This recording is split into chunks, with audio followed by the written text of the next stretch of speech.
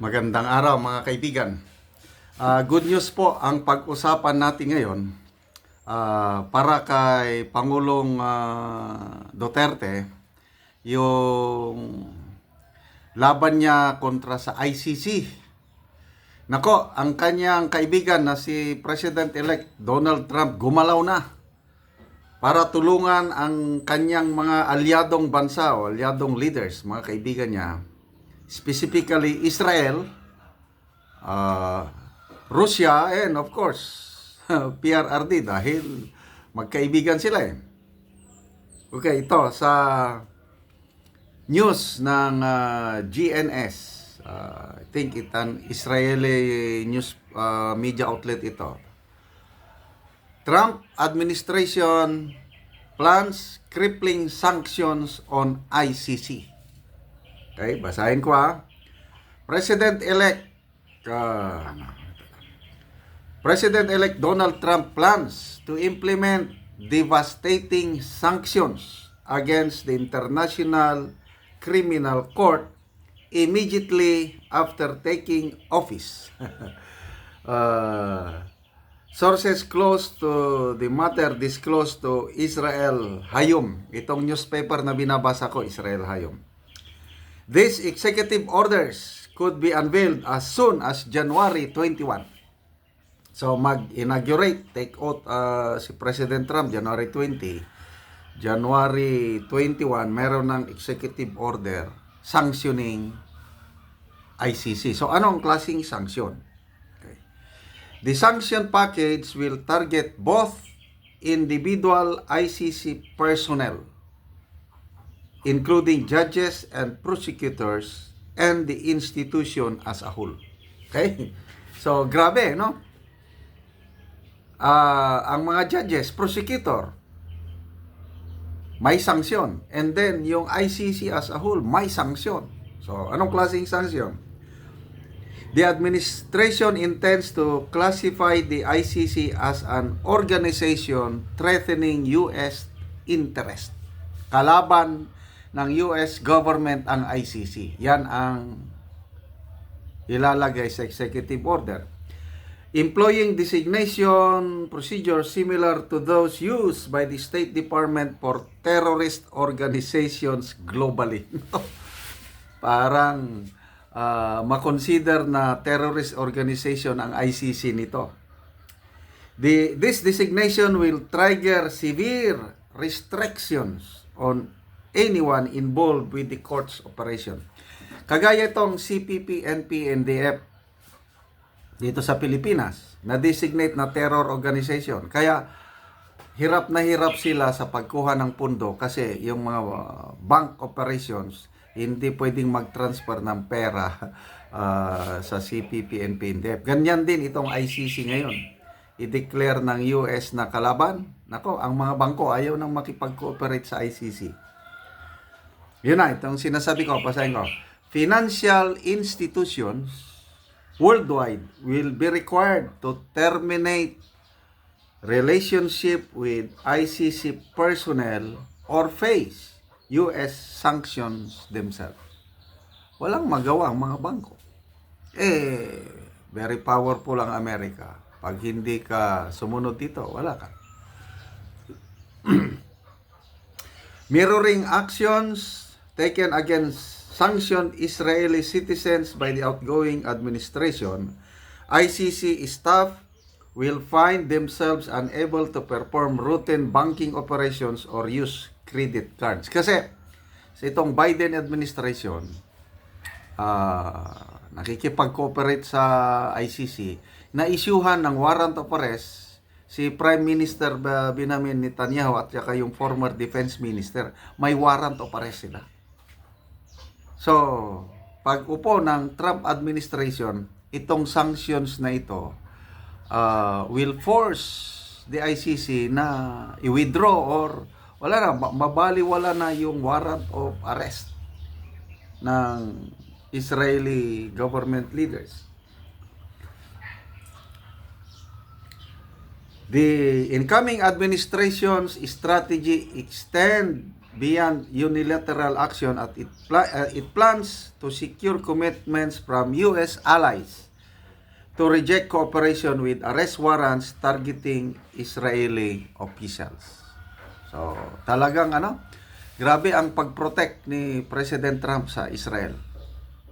'Di ba nung unang term niya, nilipat niya ang capital ng Jerusalem, ng Israel from Tel Aviv to Jerusalem. Ganun eh. Talagang all-out support si President Trump sa Israel. So, yung sinasabi ko kanina, itong sanctions na ito, these measures aim to create conditions allowing the court to independently withdraw its arrest warrants against Israeli Prime Minister Benjamin Netanyahu and former Defense Minister Yoav Gallant. Officials hope that during appeal proceedings, either Chief Prosecutor Karim Khan or judges will identify legal grounds to rescind these warrants. So, mababaliwala na. Grabe. So, ano ang epekto nito sa Pilipinas? Okay. Dito, mayroong magandang editorial na ginawa ni Optics Politics. Trump sanctions on ICC, a global game changer for the Philippines and the Duterte legacy. So, basahin ko lang itong analysis ni Optic Politics.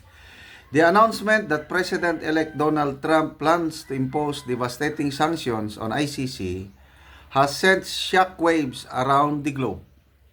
For Filipinos, the move resonates on a deeply personal level, as the ICC's actions have often been perceived as politically motivated, particularly on its investigations into former President Duterte's controversial war on drugs. Trump's bold stance against the ICC could fundamentally alter